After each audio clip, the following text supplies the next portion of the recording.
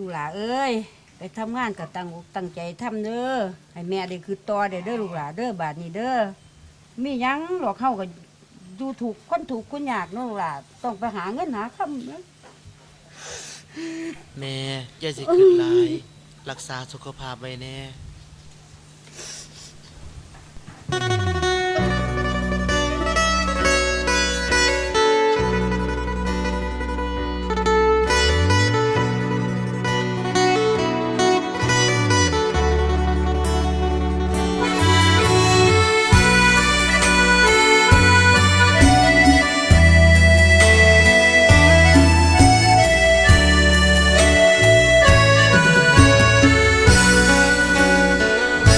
คืดยากเด้คืดยากสิไปเมืองกาญคอยแห้งขี้ค้านไปเมืองกาญจนบุรีเอาเงินเข้ามาต้องไปตัดอ้อยใส่นี่ปีหน้าบอกเห็นจังสีปีนี้เป็นปีสุดท้ายย้อนว่าแม่เจ้าเอาค่าดองน้องแพงบ่มีเงินแต่งแก้มแดงอย่าเฝ้าแน่นนานก้าวขึ้น10 ล้ออายขอย่อมือบายบายย้อนว่าอยากได้เจ้าลา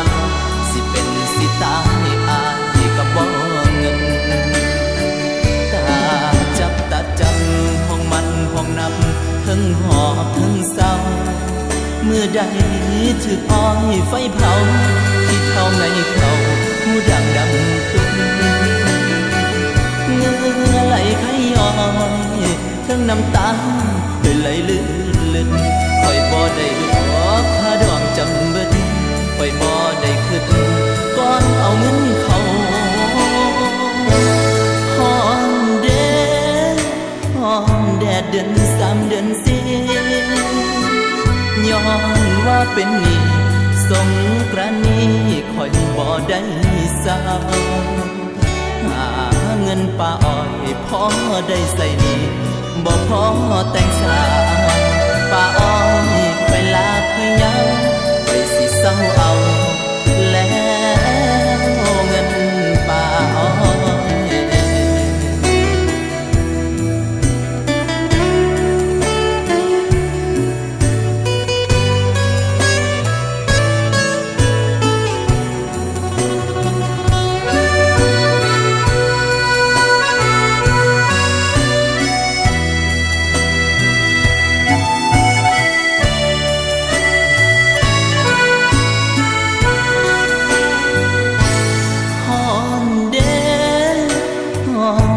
เดือน3 เดือน4